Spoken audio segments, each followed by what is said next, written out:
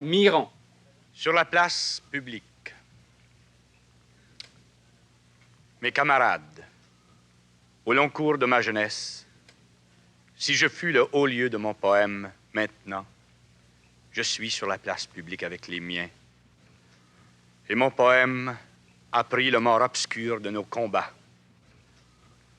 Longtemps je fus ce poète au visage conforme, qui frissonnait dans les parallèles de ses pensées, qui s'étiolait en rage dans la soie des désespoirs, et son cœur raillait la crue des injustices. Or, je vois nos êtres en détresse dans ce siècle. Je vois notre infériorité et j'ai mal en chacun de nous. Maintenant, sur la place publique emplie de murmures, j'entends la bête tourner dans nos pas, j'entends surgir dans le grand inconscient résineux les tourbillons des abattis de nos colères. Toi, mon amour, tu es droite et fière durant ces jours. Nous nous aimons d'une force égale à ce qui nous sépare, la rance odeur de métal et d'intérêt croulant.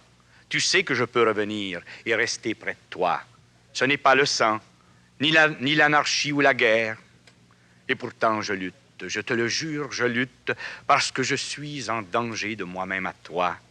Et tous deux le sommes de nous-mêmes aux autres. Les poètes de ce temps montent la garde du monde.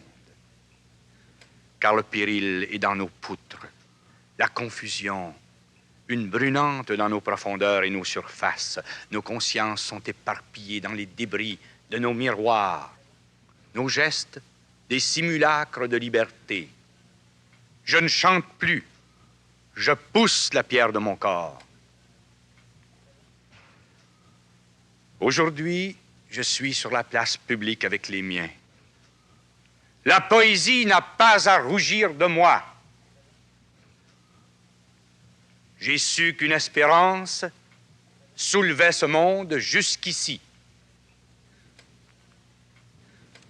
Monologue de l'aliénation délirante, extrait.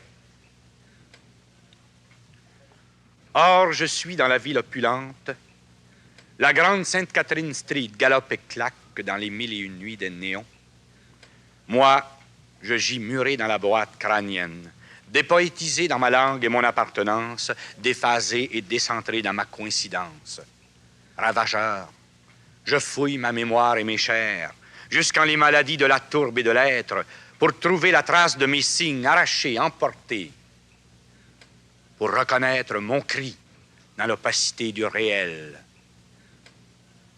Or, je descends vers les quartiers minables, bas, et respirant dans leur remugles. Je dérive dans des bouts de rue décousus.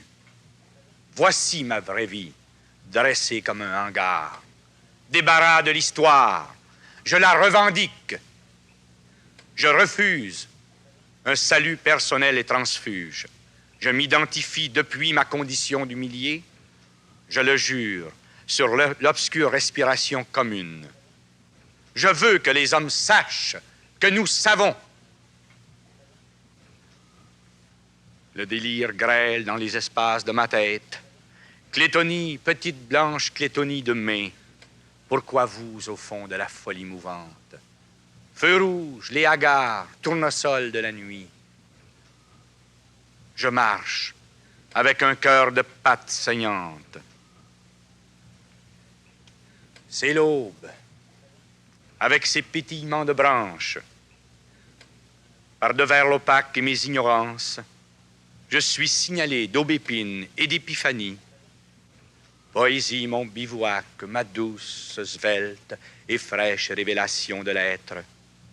Tu sonnes aussi sur les routes où je suis retrouvé, avançant mon corps avec des pans de courage, avançant mon cou au travers de ma soif, par la laine et le fer, et la vaillante volonté des larmes.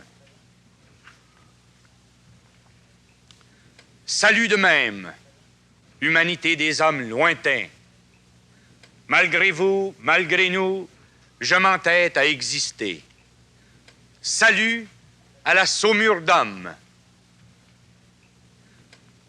à partir de la blanche agonie de père en fils, à la consigne de la chair et des âmes, à tous je me lie, jusqu'à l'état de détritus s'il le faut, dans la résistance à l'amère décomposition viscérale et ethnique de la mort des peuples drainés, où la mort n'est même plus la mort de quelqu'un.